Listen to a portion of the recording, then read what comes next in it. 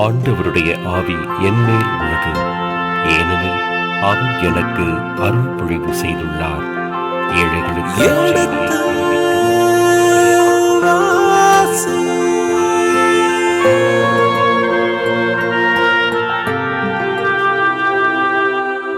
எடுத்து வாசி.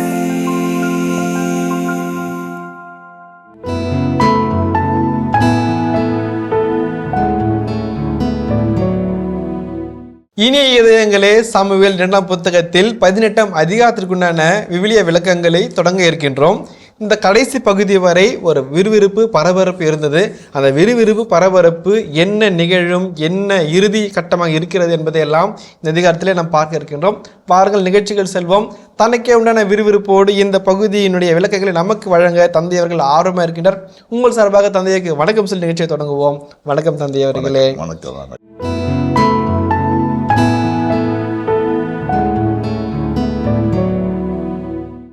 ஒரே பரபரப்பு தான் சாமி. ஏதாவது அந்த 17ல் அதுக்கு முன்னாடியே கடவுள் சொல்லிட்டாரு, உனக்கு உன் தலைமையில கத்தி ஏன்னா நீ செஞ்ச பாவம் எப்படி, ஆனாலும் நான் மன்னிச்சிட்டேன். சரி, வச்ச கத்தி விழுந்துதானே ஆகணும்ன்ற மாதிரி அப்சலோம் ஓடுறாரு, ஓடியாரு, துரத்துறாரு, இவரும் ஊருட்டு ஓடுறாரு. ஆனாலும் கடவுள் இறக்கம் அவர் விடலை. போற வழியில இந்தாப்பா சாப்பாட்டுக்கு வச்சுக்க, படுத்து தூங்குவது கட்டில வச்சுக்கன்னு சொல்லிட்டு உடுக்க துணி, உணவு, பாதுகாப்பு சொல்ல கொடுக்குறாங்க.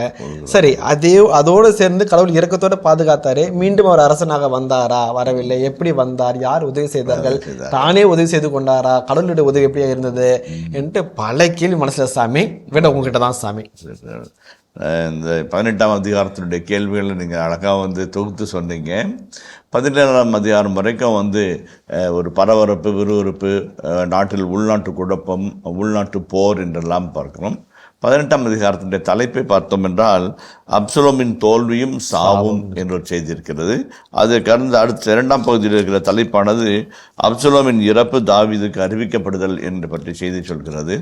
இது போர் பற்றிய செய்தியாக இருந்தாலும் நாட்டினுடைய ராஜதந்திர நிகழ்வுகளை உள்ளடக்கி இருக்கிறது. அதே போல ஒரு அப்பா மகன் என்ற உறவு நிலையும் அது கடந்து வருகிறது. மூன்றாவதாக யார் வென்றார், யார் தோற்றார்கள் என்ற காட்சி வரும்போது சமூகம் என்ன பேசும் என்கின்ற அந்த சோஷியல் ஷேமிங் அதுவும் அந்த இடத்துல இருக்கிறது. பல உணர்வுக்குள்ள ஒட்டுமொத்த கலவையாக இந்த பகுதி இருக்கிறது என்று சொன்னால் அதில் துணி மிகை கிடையாது. 18ஆம் அதிகாரத்தின் முதல் 3 வசனங்களை படித்தால் தாவீது எப்படி ஒரு தேர்ந்த தலைவராக, அப்சலோம்கிட்ட வீரம் இருக்கலாம் ஆனால் தாவீதுகிட்ட விவேகம் இருக்குது, அப்சலோம்கிட்ட அறிவு இருக்கலாம் ஆனால் தாவீதுகிட்ட அனுபவம் இருக்குது. என்னதான் இருந்தாலும் இளைஞர்கள் சில சமயத்தில் நினைத்துக் கொள்கிறார்கள், இன்றைக்கு நம்மளால் செய்ய முடியாதா, இதென்ன பெரிய காரியமாக நினைக்கிறார்கள். ஆனால் யாரிடமும் இல்லாத அனுபவங்கள் பெரியவர்களிடம் இருக்கிறது. பெரியவர்கள் உங்களை எப்படி வெற்றி பெறலாம் என்று சொல்ல தவறினாலும் தவறுவார்கள், ஆனால் எப்படி தோற்று போகக்கூடாது என்பதை சொல்லி தரக்கூடிய வலிமை அவரிடம் இருக்கிறது. அதைத்தான் இந்த இடத்துல பார்க்கிறோம். அப்சலோமை எதிர்கொள்ள வேண்டிய ஒரு சூழல் வந்தபோது தாவீது எப்படி வியூகம் அமைக்கிறார் என்று பாருங்கள். முதலாக மூன்று காட்சிகளை சொல்ல ஆசைப்படுகிறேன். ஒன்று, போர் நடக்க வேண்டிய இடத்தை தாவீது முடிவு செய்கிறார். எங்கே முடிவு செய்கிறார்? சமவெளியிலோ பள்ளத்தாக்கிலோ மலைமுகடுகளிலோ அல்ல, எப்ராயிம் காடுகளுக்குள்ளாக, காடுகள் உள்ளாக தாவீதுக்கு அத்துப்படியாக இருக்கும். அங்கே அவர் சவுலால் துரத்தப்பட்டு பிலிஸ்தீனுடைய அரண்மனையிலே அவர் தஞ்சம் புகுந்த காலகட்டத்தில் அவர் அலைந்து திரிந்தது இந்த எப்ராயிம் காடுகள். இந்த காடுகளின் நோக்கம், காடுகளுடைய இடம், பகுதி, சுற்றுச்சூழல் எல்லாம் அவருக்கு நன்றாக தெரியும். ஆகவே போர்க்களத்தை எப்ராயிம் காடுகளுக்குள்ளாக வைக்கிறார்கள். அதே போலவே அந்த படை தளபதிகளில் 100 தலைவர்கள், 1000 தலைவர்கள், 10,000 தலைவர்கள் என்றெல்லாம் வகுக்கப்படுகிறார்கள். அவர்களை 3ஆக பிரிக்கிறார். அது 3ஆக பிரிப்பது என்பது இங்கு மட்டுமல்ல, நீதித்தலைவர் புத்தகம் 7ஆம் அதிகாரத்திலும் இதேவன் ஒரு காட்சியை காண்கிறோம். 3ஆக பிரிக்கிறது. அது ஒரு தேர்ந்த அந்த காலத்து சூழலுடைய ஒரு போர் முறையை சுட்டி காட்டுவதாக அமையலாம். ஒன்று, யோவாபின் தலைமையிலே ஒரு படை, அபிசாயினுடைய ஜெருயாவின் மகன் அபிசாயின் தலைமையில் ஒரு படை, மூன்றாவது இத்தாய் என்கின்ற தலைமையிலே ஒரு படையை நகர்த்துகிறார்கள். இந்த 3 நிலையும் 3 இடத்துல தாக்குதல் நடத்தும் போது அப்சலோம் ஒரு இளம் கன்று, பயம் அறியாதது, ஆனால் விவேகம் அறியாதது, அனுபவம் அறியாதது, அவனால் எப்படி சமாளிக்கிறான் என்பதை பார்க்கிறதுக்கு இந்த பகுதி அழைக்கிறது. 3 வசனத்தை வாசிப்போம். நீர் வெளியே வர வேண்டாம், ஏனெனில் நாங்கள் புறமுதுகு காட்டி ஓடினால் அவர்கள் எங்களை பற்றி கவலைப்பட மாட்டார்கள். எங்களுள் பாதி பேர் மடிந்தாலும் எங்களை பற்றி கவலைப்பட மாட்டார்கள். நீர் வருவோரோ எங்களுக்கு 10,000 பேருக்கு சமம். தற்போது நகரிலிருந்தே நீர் எங்களுக்கு உதவி செய்வது நல்லது என்று வீரர்கள் அவரிடம் சொன்னார்கள். தாவீது படையை 3ஆக பிரித்து 3 தலைவர்களை தந்து போருக்கு புறப்பட வைக்கிறார். புறப்படுகிற சமயத்தில் நானும் வருகிறேன், வந்து உங்களை வழிநடத்துகிறேன் என்று அவர் சொல்லும்போது அந்த படை வீரர்களுடைய வார்த்தை ரொம்ப அழகான வார்த்தை.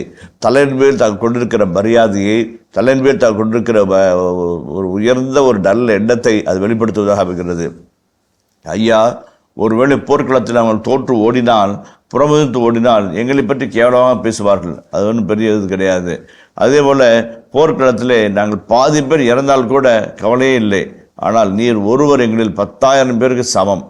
நீர் வந்து ஒருவேளை புறமுதுட்டோடு ஓட நேர்ந்தாலோ அல்லது கொலை செய்யப்பட்டாலோ அது இஸ்ராயல் தாங்கிக் கொள்ளாது. இஸ்ராயலுக்கு பெருத்த அவமானமாக இருக்கும். சொந்த மகனின் கையால் தாவீது இறந்தார் என்ற ஒரு பெயர் வரவே கூடாது. நீர் இங்கே இருந்து ஆணையிடும், நாங்கள் அடிபணிகிறோம் என்று சொல்லி அந்த இடத்துல புறப்பட்டு போகிறாங்க. அந்த போர் வீரர்களுடைய நேர்த்தியான பதில் ரொம்ப அழகானது. தாவீது எப்படி எவ்வளோ உயர்வாக மதிக்கிறார்கள், எவ்வளோ உயர்வாக நேசிக்கிறார்கள், எவ்வளோ உயர்வாக அவர் உள்ளத்திலே வைத்திருக்கிறார்கள் என்பதற்கு அந்த காட்சி அழகான ஒரு உதாரணமாக அமைகிறது. அடுத்து தொடர்ந்து வாசிப்போமே. உங்களுக்கு எது நல்லதென்ன படுகிறதோ அதையே நான் செய்வேன் என்று அரசர் அவரிடம் கூறினார். அதாவது சரி நான் வரவில்லை, நீங்கள் என்ன நினைக்கிறீங்களோ அது மாதிரி செய்யுங்க, ஒன்றும் பிரச்சனை இல்லை. நான் ஏற்கனவே உங்களுக்கு வியூகம் அமைத்து விட்டேன், அந்த வியூகத்தில் நீங்கள் புறப்பட்டு போய் போராடுங்கள் என்று சொல்லுகிறார்கள். அதில் 5ஆம் வசனத்தை வாசிப்போமே. என் பொருட்டு அந்த இளைஞன் அப்சலோமுக்கு தீங்கிழைக்க வேண்டாம் என்று யோவாபு, அபிசாய், இத்தாய் ஆகியோருக்கு அரசர் கட்டளையிட்டார். எல்லா படைத்தலைவர்களுக்கும் அரசர் கட்டளையிட்டதை வீரர்கள் அனைவரும் கேட்டார்கள். தாவீது ஒரு மிகச்சிறந்த போர் வீரர், மிகச்சிறந்த படை தளபதி, மிகச்சிறந்த ஒரு நிர்வாகி, மிகச்சிறந்த அப்பா. அந்த இடத்துல அழகாக பார்க்குறோம். என் பொருட்டு அந்த இளைஞன் அப்சலோமுக்கு தீங்கு இழைக்காதீர்கள்னு சொல்கிறாரு. போர்க்களத்துக்கு போகிறீங்க, அவன் எனக்கு எதிராக தெரியாதனமாக தப்பு பண்ணுறான், அவனை அடிச்சு கொன்றாதீங்க, தயவு செஞ்சு பார்த்துங்க, அது என் பையன். அந்த பாசம் எல்லாவற்றையும் தாண்டி இருக்கிற காட்சி ஒரு அழகான ஒரு காட்சியாக இருக்கிறது. அந்த இளைஞன் அப்சலோமுக்கு தீங்கிழைக்க வேண்டாம். அதாவது எபிரேய மொழி எபிரேய மொழியில் என்ன சொல்கிறேன்னாக்க, அவனை கருணையோடு நடத்துங்கள் என்று சொல்லப்படுகிறது. ஏனென்றால் தாவீது தன்னிடம் இருக்கிற பணியாளர்களுடைய எண்ணிக்கையை வைத்தும் போர் நடக்க வேண்டிய இடத்தை வைத்தும் குறித்து காட்டி கட்டாயம் போரில் வெற்றி பெறுவது நாம் தாம், அவனிடம் இரக்கத்தோடு நடந்து கொள்ளுங்கள் என்று ஒரு வேண்டுகோளை முன்வைக்கிறார். இதில் 3 காரணங்களை ஆசிரியர்கள் சொல்லுகிறார்கள். ஒன்று, ஷிமேய் என்கின்ற ஒருவன் தாவீதுக்கு எதிராக மண்ணை வாரி இறைத்து கல்லை எரிந்து இரத்த வெறி பிடித்தவனே என்றவன் சொன்னான். சவுலின் வீட்டாருடைய ரத்தத்தை குடித்தவனே என்றெல்லாம் சொல்லி அவமானப்படுத்தினான். இந்த இடத்துல ஆசிரியர் தன் சொந்த மகனாக இருந்தாலும் கூட தன்னை எதிர்த்தான் என்றான். அவர் அன்பு காட்டினாருடைய, ஆதரவு காட்டினாருடைய, அவரை இறப்பதற்கோ அவருடைய மரணத்திற்கோ தாவீது காரணமாக அமையவில்லை. அது தாவீதின் விருப்பமே அல்ல என்பதை ஆசிரியர் அடிக்கோடிட்டு காட்டுகிறார். முதலாவது. இரண்டாவது, போரில் மறுக்கி இருப்பது அபிஷாய், யோவாபு, இத்தாய் என்கிற 3 படை வீரர்களினால். அந்த படை வீரர்கள் நினைத்தார்கள் என்றால் அந்த போர் முறையை கட்டுப்படுத்தலாம். அவனை சிறைப்பிடித்து கொண்டு வந்து நிறுத்தி அவர்களுக்குரிய தண்டனை வழங்கி மாற்று வழியை செயல்படுத்தலாம். அது அபிஷாய்க்கும் யோவாவுக்கும் தெரியும். அதனால் மூன்றாவதாக தாவீது இந்த 3 படை தளபதிகளிடம் சொல்வதை ஒட்டுமொத்த படையை கேட்கிறது. அப்போ யாருக்கும் மறைச்சா இல்லை, எல்லாரும் என்ன நினைப்பாங்க, அவன் இது பண்ணிடாதீங்க என்ற செய்தி எல்லாருக்கும் ஒட்டுமொத்த அனைவருக்கும் கேட்டது. அனைவருக்கும் கேட்டார்கள், அனைவருக்கும் கேட்கும்படியான செய்தியாக இருந்தது என்பதை அரசர் உறுதி செய்து கொள்கிறார். அதே போல இந்த ஆசிரியரும் உறுதி செய்து கொள்கிறார். அது தொடர்ந்து பார்ப்போம் என்ன நடக்குதுன்னு. 6ஆம் வசனம். இஸ்ரவேலை எதிர்கொள்ள வீரர்கள் புறப்பட்டு திறந்த வெளிக்கு சென்றார்கள். போர் எப்ராயிம் மலைக்காட்டில் நடந்தது. இஸ்ரேலர் தாவீதின் பணியாளர்களால் தோற்கடிக்கப்பட்டனர். அன்று மாபெரும் அழிவு ஏற்பட்டது. 20,000 பேர் கொல்லப்பட்டனர். நாடெங்கும் போர் பரவியது. அன்று வாளுக்கு இரையானவர்களை விட காட்டுக்கு இரையானவர்களே மிகுதியானவர்கள். இதில் பாருங்க 6ஆம் வசனம், இஸ்ராயலை எதிர்கொள்ள வீரர்கள் புறப்பட்டு திறந்த வெளிக்கு சென்றார்கள். ஓப்பன் ஸ்பேஸில் வச்சு போராடலாம் சொல்லிட்டு இஸ்ராயலர் போகிறாங்க. யார் அந்த இஸ்ராயலர்? அப்சலோமுக்கு துணையாக வருகிறார்கள். ஆனால் தாவீது அவளை அப்படியே ஒட்டுமொத்தமாக காட்டுக்குள்ளே கொண்டு வருகிறார்கள். காட்டுக்குள்ளே வச்சு மறைந்த தாக்குதல் அல்லது மர்மமாக தாக்குதல், அது வந்து பல்வேறு விதமான திட்டங்கள் உண்டு. அப்படி வரும்போது வெளியே வந்தாங்க. அதில் ஒரு அருமையான வசனம் பாருங்க, அன்று வாளுக்கு இரையானவர்களை விட காட்டுக்கு இரையானவர்களே மிகுதியானவர்கள். இல்லைங்களா? அதுதான் வந்து தாவீதுனுடைய அருமையான ஒரு சூழ்ச்சியான ஒரு திட்டம். ஒருவேளை வந்து சமவெளியில் வச்சு போராட்டம்னாக்க நிறைய 2ஆம் பக்கம் கேஷுவாலிட்டி அதிகமாக இருக்கும். ஆனால் இந்த பக்கம் வந்து 20,000 பேர் கொல்லப்பட்டார்கள். அதில் பாதிக்கு பேர் வந்து வாளால் இறைந்தவர்களை விட காட்டால் அழிந்தவர்கள் அதிகம் என்று. காடு அதில் தேனி இருக்கும், மிருகங்கள் இருக்கும், அதே மாதிரி வந்து சகதிகள் இருக்கும், புதைக்குழிகள் இருக்கும். எல்லாத்தையும் அறிஞ்சு வச்சதுனால அவர் அது வந்து ஒரு அட்வான்டேஜாக இருந்துச்சு. அதுதான் அந்த காட்சி. அடுத்து வாசிப்போமே 9. அப்சலோம் தாவீதின் பணியாளர்களை எதிர்கொள்ள நேர்ந்தது. அவன் ஒரு கோவேறு கழுதை மீது ஏறி வந்து கொண்டிருந்தான். அது ஒரு பெரிய கருவாலி மரத்தின் அடர்த்தியான கிளைகளுக்கு கீழே சென்று கொண்டிருந்தது. அப்பொழுது அவனது தலை கருவாலி மரத்தில் சிக்கிக்கொள்ள அவன் விண்ணுக்கும் மண்ணுக்கும் இடையே தொங்கிக் கொண்டிருந்தான். அவன் ஏறி வந்த கோவேறு கழுதையோ முன்னே ஓடிப்போய்விட்டது. இதை கண்ட வீரன் யோவாபிடம் சென்று, இதோ அப்சலோம் கருவாலி மரத்தில் தொங்குவதை கண்டேன் என்று கூறினான். ரொம்ப கிராஃபிக்கா, ரொம்ப பளிச்சுன்னு சொல்லி பேசுறாரு. இப்போ வாளுக்கு இரையானவர்களோட காட்டுக்கு இரையானவர்கள் பல பேர் சொல்ற மாதிரி இப்போ இதெல்லாம் வந்து இதனுடைய விளைவுகள் தான். இப்போ வந்து நம்ம 2 அதிகாரங்களுக்கு முன்பாக நாம் வாசித்தோம், அப்சலோம் வந்து நீண்ட முடிவுடையவன் என்றும் அவன் மயிர் கத்தரித்து கொண்டான் என்றும். அது ஜெகன் காசு சொல்லிட்டாரு, இவ்வளோ பெரிய முடி போட்டு பெரிய கொண்டை போட்டுக்கிட்டு போகிற வேகமாக போக்கில் கரெக்டாக தலைமுடி வந்து இதில் மாட்டிக்கிட்டு அந்த தொங்கும்போது சமயத்தில் கீழே இருக்கிற கழுதை வந்து பயந்துட்டு போயிடுச்சு. இப்போ இஸ்ராயல் மக்கள் வந்து எல்லா சம்மேளனங்களிலும் குதிரைகளை பயன்படுத்த கிடையாது. அது குதிரைகளை பயன்படுத்துவது பபிலோனியர்கள், எகிப்தியர்கள், இவர்கள் தான் குதிரைகளை பயன்படுத்தினார்கள். முதலாக குதிரைகளை போரணியாக பயன்படுத்த வேண்டிய ஒரு நிலையை உருவானது சாலமோன் காலத்தில். சாலமோன் 6ஆம் உள்ளிட்ட மகதியர்களுடைய தேர்களையும் குதிரைகளையும் விலைக்கு வாங்கி சுற்றுப்பக்க நாடுகளுக்கு விற்பனை செய்து காட்சியிடம் புரிந்து கொள்கிறோம். அப்படிப்பட்ட காலகட்டத்தில் இப்போ கழுதை தான் அவருடைய முக்கியமான சமாதானத்தின் காலத்திலும் சண்டையின் காலத்திலும் கோவேறு கழுதைகள் தான் வந்து வாகனங்களாக பயன்படுத்தப்படுது. இப்போ கோவேறு கழுதைகள் ஏறி வந்துட்டு இருக்கிற அப்சலோம் தலை கருவாலி மரத்தில் மாட்டிக்குள்ள கழுதை போய்விட்டு அந்த இடத்துல தொங்குகிறான். அதை பார்க்கும்போது அந்த காட்சியை வந்து ரொம்ப அழகாக ஆசிரியர் சொல்கிறாரு. வந்து ஒருவன் பார்த்தான், அவன் போய் யோவாபுகிட்ட சொல்கிறான், இந்த மாதிரி நான் கருவாலி மரத்தில் அப்சலோம் தொங்குவதை நான் கண்டேன்னு சொல்கிறான். அவன் வந்து இதை சொல்கிறதுக்கு இவ்வளோ நேரம் வெயிட் பண்ணுறதுக்காக, இதை சொல்கிறதுக்காக நீ வந்த, ஏன் இவ்வளோ நேரம் லேட் பண்ண, ஒரே ஈட்டிலேருந்து ஒரே குத்திருக்கலாமே அப்படின்னு சொல்லலாம். அப்போ அவன் சொல்கிறான், அரசன் சொன்னதை கேட்டீங்கல்ல, எல்லாருக்கும் 3 தலைவர்களுக்கும் சரி மற்ற 100 தலைவர்களுக்கும் சொன்னாலும் கேள்விப்பட்டவன்ல, இப்போ நான் எப்படி கொள்ளுவேன், ஒரு காலம் அந்த காரியத்தை ஒருபோதும் நான் செய்ய மாட்டேன் முடியுமா? அப்போ வந்து யோவாப் சொல்கிற வார்த்தை பாருங்களேன், 14 வசனம், உன்னோடு இவ்வாறு நான் நேரத்தை வீணாக்க மாட்டேன் என்று சொல்லிவிட்டு தம் கையில் 3 ஈட்டிகளை எடுத்து சென்று உயிருடன் கருவாலி மரத்தில் தொங்கிக் கொண்டிருந்த அப்சலோமின் நெஞ்சில் அவற்றை பாய்ச்சினார். மேலும் யோவாபின் ஆள்களாகிய படைக்கலன் தாங்கியோர் 10 பேர் அப்சலோமை சூழ்ந்து அவனை வெட்டி கொன்றார்கள்.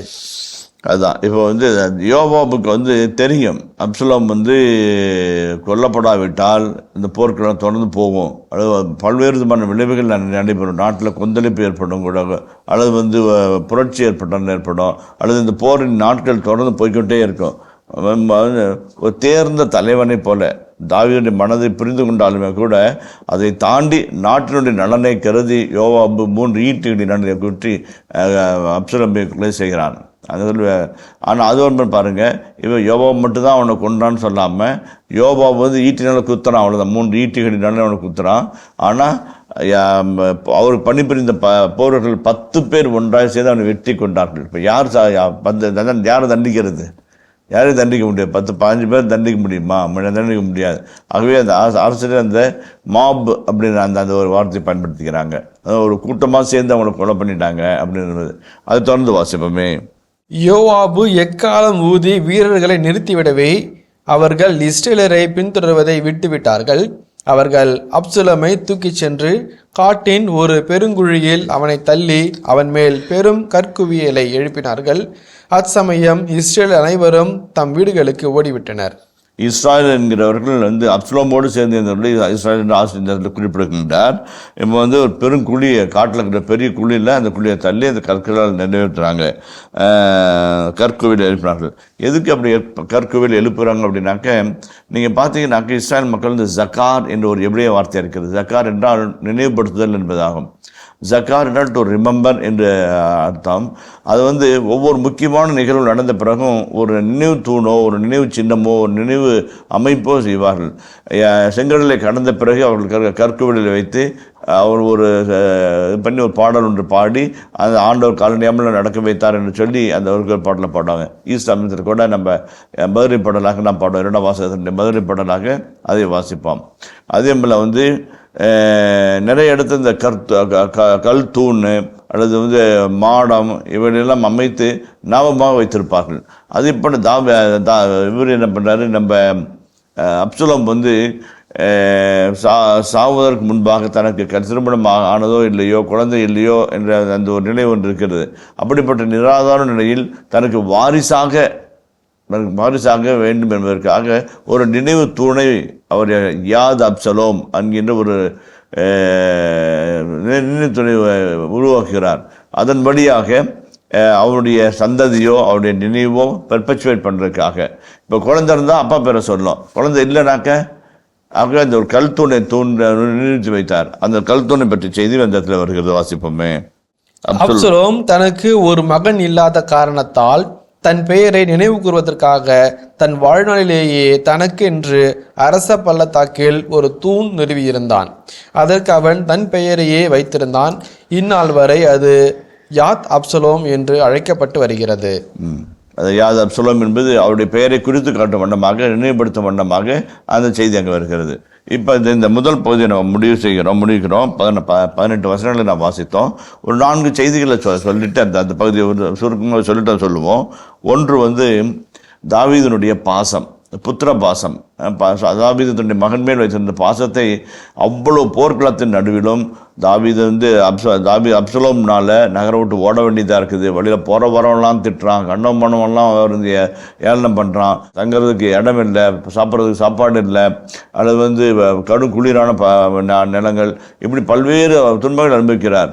ஆனாலும் அதை விட தாவீதுக்குள்ளாக இருந்த தந்தையின் அன்பு ரொம்ப அழகாக வெளிப்படுத்தப்படுகிறது. என் பொருட்டு அந்த இளைஞன் அப்சலோமுக்கு இரக்கம் காட்டுங்கள், தயவுசெய்து அவனை டீல் வித் ஹிம் கைண்ட்லி என்று சொல்லுகிறார்கள். அதோட முதல் காரியம், அது ரொம்ப முக்கியம். தாவீதுனுடைய பல நிலைகளில் அந்த ஒரு தகப்பனுக்குரிய மனதையும் ஆசிரியர் அழகாய் படம் எடுத்து காட்டுகிறார்.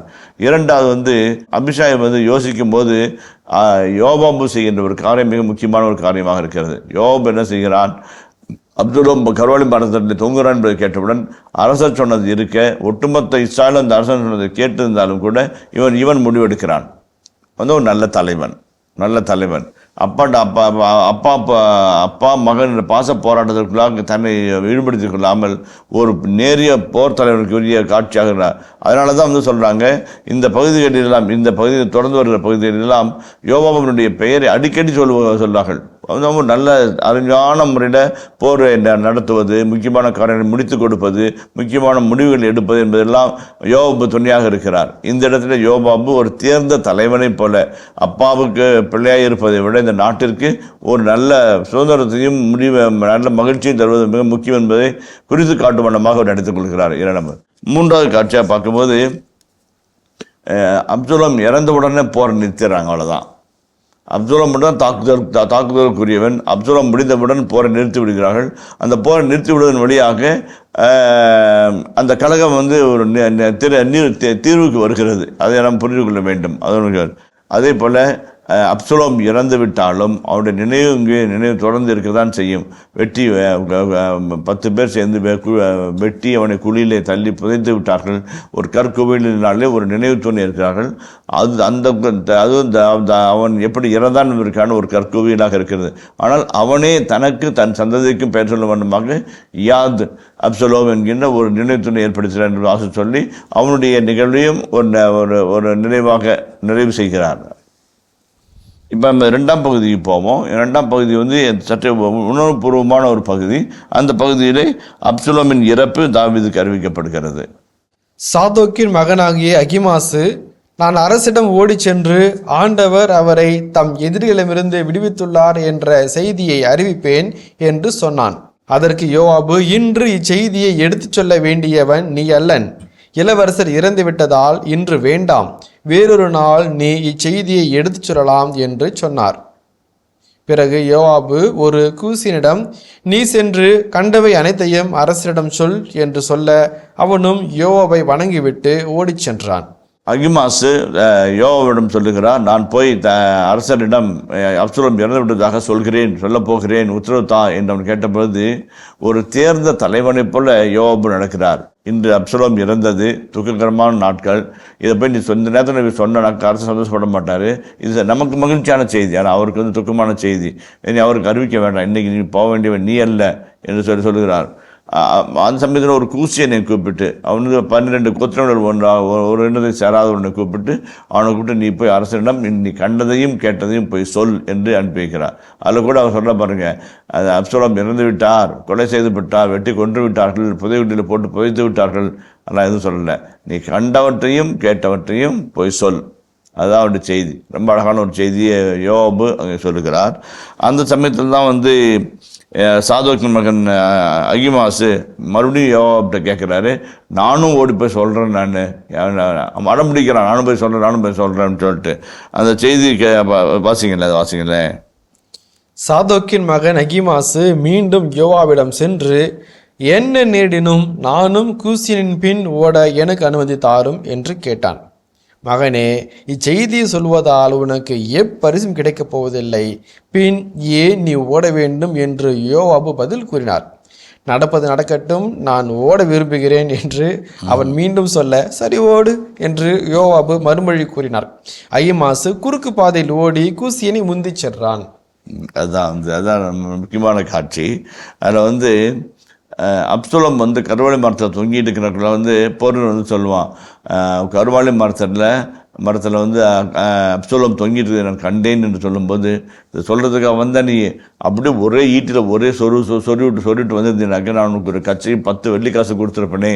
இனி இதயங்களே, எடுத்து வாசி பருவம் 2 சாமுவேல் 2ஆம் புத்தகத்துடனான விவிலிய இறை வசனங்களுக்கு செய்யப்படுத்திக் கொண்டிருக்கின்றோம். இதன் தொடர்ச்சியை மீண்டும் அடுத்த பகுதியில் தொடர்வோம். அதுவரை இணைந்திருங்கள். இயேசுவுக்கே புகழ், இயேசுவுக்கே நன்றி, மரியே வாழ்க. தூரத்துலேருந்து வர்றதை பார்க்குறான், பார்த்தோன்னு சொல்கிறான், அவன் ஓட்டையும் நடையும் பார்த்தா அது வந்து அகிமாசு மாதிரி தெரியுது. உமக்கு எதிராக படை நடத்துகிறவர்கள் ஒருபோதும் தங்கள் எண்ணத்தில் வெற்றி வராமல் போவார்களாக என்றெல்லாம் சொல்கிறான். சொல்லுக்குள்ள